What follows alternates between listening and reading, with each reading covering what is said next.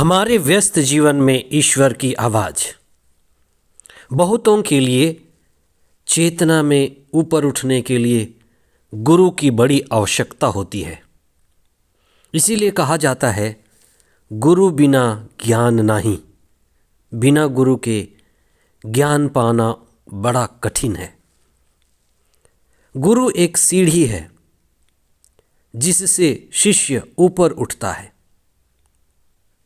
गुरु एक जलता हुआ दिया है जिसके पास आकर शिष्य प्रकाशित होता है और गुरु के प्रकाश रूपी ज्ञान से उसका अंधेरा मिटता है, अहंकार टूटता है और वह गुरु से नज़दीकी बढ़ाता है। आज हम चिंतन करें कि हमारे जीवन में सतत सद्गुरु की कितनी ज़रूरत है। साधारण और सामान्य लोगों के लिए, ऐसे व्यक्तियों के लिए जो आध्यात्मिक प्रगति और आत्मिक विकास चाहते हैं, उनके लिए एक अच्छे गुरु का होना सर्वोत्तम है। आज के पाठों में हम इसी तरह के गुरु के खोज, गुरु के पाने और गुरु के निवास स्थान के बारे में चिंतन करें। ख्रिस्त जयंती का दूसरा सप्ताह 4 जनवरी 2023 बुधवार। पहला पाठ संत यूहन्ना का पहला पत्र अध्याय 3 पद संख्याएं 7 से 10 तक और संत यूहन्ना का सुसमाचार अध्याय 1 पद संख्याएं 35 से 42 तक। आज के सुसमाचार में यूहन्ना बपतिस्ता अपने ही 2 शिष्यों को, यूहन्ना और अंद्रयास को ईसा के पास भेजते हैं और उन्हें सच्चे और दिव्य गुरु से परिचय कराते हैं। साधारणतः कोई भी गुरु अपने शिष्य को दूसरे गुरुओं के पास नहीं भेजते। यह तो यूहन्ना बपतिस्ता की विनम्रता और उनके ऊंचे चेतना का बोध होना है कि वे अपने शिष्यों को ईसा के पीछे भेजे।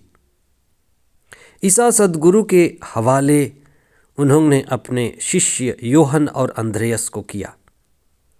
यूहन्ना बपतिस्ता एक शक्तिशाली माध्यम है। वे एक इशारा हैं, एक स्पष्ट सटीक चिन्ह है। वे एक ही गुरु नहीं, लेकिन वे गुरु से भी बढ़कर संसार के मुक्तिदाता को दिखाते हैं और उनके पीछे भेजते हैं। ईसा की असली पहचान उनका मुक्तिदाता होना है, बंधनों से मुक्त करना है, अनंत जीवन का मार्ग दिखाना है। गुरु का सबसे पहला कार्य शिष्य के जीवन में होश लाना और सत्य और मुक्ति की प्यास जगाना है। जिससे सत्य की प्यास लग जाए, उससे गुरु का सानिध्य मिलेगा और सानिध्य बढ़ेगा। और जिससे गुरु मिल जाए, वह बड़ा सौभाग्यशाली व्यक्ति है। एक माँ का होना और एक गुरु का होना दोनों ही जिंदगी में सबसे लाभप्रद है। चेला का शाब्दिक अर्थ है वह शिष्य जो गुरु के पीछे पीछे चला। गुरु के कदमों के पीछे चलने वाले, गुरु के पीछे पीछे चलने का अनुभव ही हमें ईश्वरीय अनुभव देता है। गुरु के पीछे चलकर ही हमें सत्य और चेतना की ऊंचाई मिलती है। ईसा ने यूहन्ना और अंद्रयास को अपनी ओर आते हुए देखा और पूछा, क्या चाहते हो? ईश्वर हम सभी से ये सवाल पूछते हैं कि तुम जिंदगी में क्या चाहते हो? तुम्हारे जीवन का परम उद्देश्य क्या है? हमें आज अपनी हथेली को खोल करके देखना है। कितने दिन जीने के बाद, सब कुछ करने के बाद मुझे क्या मिला है? ईसा हमसे पूछते हैं, क्या चाहते हो? ईसा ने यह भी पूछा, यूहन्ना और अंद्रियास से कि मैं तुम्हारा कैसे मदद करूं। मनुष्य की सबसे बड़ी चाहत है वह ईश्वर का निवास स्थान देखना चाहता है। इसीलिए उन्होंने कहा, गुरुवर आप कहाँ रहते हैं? हम आपके निवास स्थान देखना चाहते हैं। इसका ये भी आग्रह है कि हम आपका अनुभव करना चाहते हैं। गुरु के पास होने की इच्छा सबसे बड़ी इच्छा है। ये दोनों शिष्य उसके साथ गए और साथ रहे और उन्हें ऐसा गहरा अनुभव मिला कि वे फिर पूरा जीवन उसके साथ रहने के लिए समर्पित हो गए। यूहन्ना ने अपने भाई को पेतरुस को अपना अनुभव बताया कि हमने मुक्तिदाता को पाया है।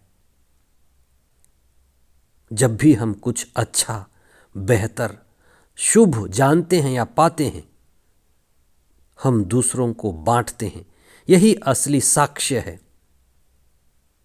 कितना गहरा अनुभव रहा होगा यूहन्ना और अंद्रियास का, उस गुरु का अनुभव, यीशु का अनुभव, कि सब छोड़ करके वे उस स्पर्श के कारण सत्य से जुड़ने के लिए अपने संपूर्ण जीवन को समर्पित कर दिए। हम यही प्रार्थना करें कि हमारे जीवन में भी एक सद्गुरु मिल जाए, हम ईश्वर का अनुभव करें और चेतना में और आत्मा में ऊपर उठें, ईश्वर के साथ संयुक्त हों और ईश्वर से जुड़कर अपने जीवन को सार्थक बनाएं। आमीन।